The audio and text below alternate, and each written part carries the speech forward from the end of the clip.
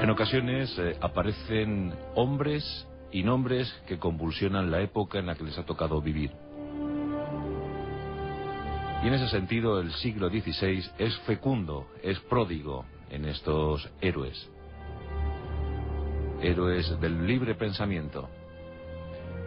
Miguel de Servet, nuestro protagonista de hoy, es un claro representante del erasmismo científico.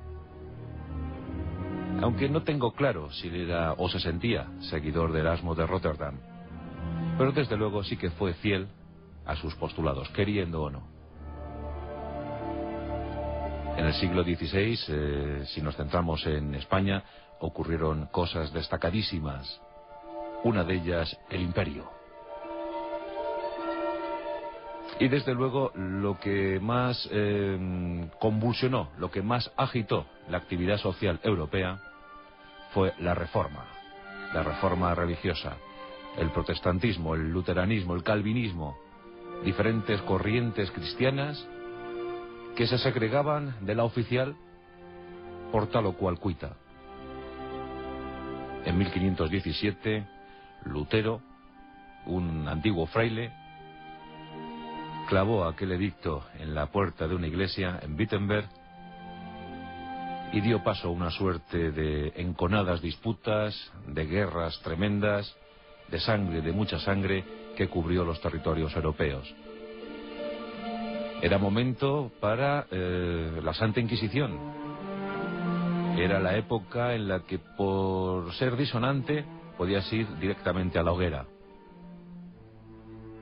Y nuestro personaje, desde luego, hizo todo lo posible por ir a la hoguera. Aunque él no quisiera, y acabará sus días pidiendo clemencia, pidiendo perdón, desdiciéndose, pero nada le privó de acabar en una hoguera, en aquella capital de la antigua Helvetia, en Ginebra, en una pira, además humeante y constante, porque fue con maderos verdes con lo que se quemó a Miguel Servet. Pero conozcamos un poco más acerca de este aragonés, obstinado y muy convencido de sus ideas. Miguel Servet. Nació en 1511, en la localidad ostense de Villanueva de Sigena. Un precioso pueblo en el que trabajaba su padre, en el noble oficio de notario. Y en esos paisajes de Huesca creció y fue feliz. Un niño avezado y además muy instruido en cualquier lengua. Era un dotado para las lenguas. Con tan solo 13 años hablaba y escribía a la perfección latín, griego y hebreo. Con el tiempo dominaría también otros idiomas como el italiano, el alemán, el francés. Un auténtico intelectual de su época. En un momento donde leer y escribir era poco más o menos que tener el bachillerato superior. Pues con tan solo 13 años, Miguel sale de su pueblo para no volver jamás. Sale apesadumbrado, lleno de tristeza. Quería mucho a Villanueva de Sigena. Le gustaba Huesca. Por tristeza o por pena, pero lo cierto es que Miguel emprendió rumbo hacia Cataluña. Y en los territorios catalanes, en Lérida y en Barcelona, estuvo un tiempo, hasta que consiguió hacerse merecedor de la distinción de discípulo de Fray José de Quintana. Fray José de Quintana, que a la sazón sería confesor personal del emperador, del futuro emperador, Carlos V. Nuestro rey Carlos I de España, V de Alemania. Un hombre muy católico y que recibió alguna influencia de Fray José de Quintana. Durante años Miguel se curte, aprende, disfruta de los conocimientos del fraile. Y con él viaja incluso a Italia para contemplar la proclamación imperial de Carlos V. Ocurría en 1529, la localidad Bolonia. Miguel también había tenido conocimiento y había escuchado estupefacto cómo las tropas imperiales habían tomado al asalto Roma y la habían saqueado.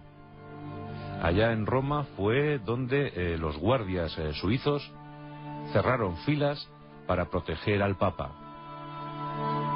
Aquella hazaña les valió ser la Guardia in Aeternum del Vaticano y de hecho hoy en día conservan los uniformes.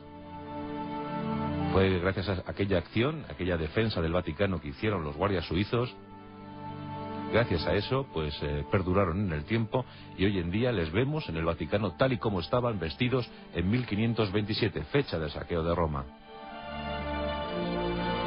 Pero Miguel se va instruyendo, se va avezando, va creciendo como libre pensador. Ya concibe ideas propias y va a dar mucho que hablar. Por ejemplo, en 1531, cuando publica su primera obra, De Trinitatis Erroribus, un título muy esclarecedor sobre lo que piensa Miguel Servet, y es que estaba convencido sobre la falsedad de la Trinidad cristiana. No creía en la Trinidad cristiana, Padre, Hijo, Espíritu Santo. Pensaba que Jesús era más carnal de lo que decía la Iglesia. Y este libro, publicado cuando Miguel Servet tiene tan solo 20 años, ya le procura una encendida crítica por parte de todos los sectores cristianos, tanto protestantes como católicos. La Santa Inquisición incluso toma posiciones y le condena por la publicación de este libro, y apenas tenía 20 años. Ya comienza a ser perseguido. Negros nubarrones se ciernen sobre la biografía de Miguel Servet. Nunca podrá regresar a su patria. Nunca podrá regresar a Villanueva de Sigena. Le consideran un hereje, siendo poco más que un adolescente. Pero él era, desde luego, estaba muy convencido de sus ideas, de lo que iba diciendo, de lo que iba escribiendo. Miguel Servet va a ser prolífico, va a dejar una extensa obra. Pero, eso sí, tiene que asumir desde bien joven la persecución que la Iglesia realiza sobre él.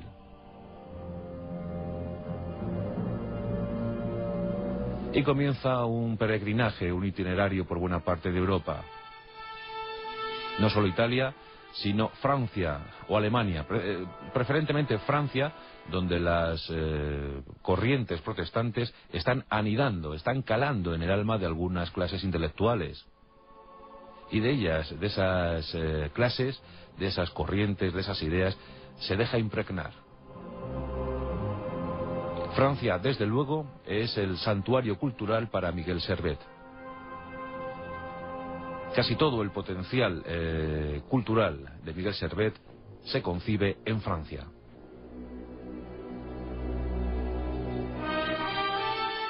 Las persecuciones le obligan incluso a asumir algunos seudónimos, algunos nombres falsos, y con ellos consigue deambular por estos territorios europeos. Conoce a un tal Juan Calvino, y lo conoce en París. Y como os podéis figurar, acaba la cosa en plena discusión, con una auténtica bronca, con un debate más que encendido entre los dos ilustres. Miguel Servet tiene que huir de París buscando mejor lugar, y ese lo encuentra en Lyon. En Lyon, desde luego, Miguel Servet encuentra sus años más felices. Se encuentra cómodo, a gusto, contacta con unos editores y trabajando para ellos obtiene un remanso de paz. Estos editores le encomiendan la misión de publicar, de editar 3 Biblias y 2 obras de Ptolomeo, del geógrafo Ptolomeo. Y parece que Miguel Servet va a ser feliz y que su biografía aquí se va a perder para el resto de la humanidad, que se va a fundir con el paisaje de Lyon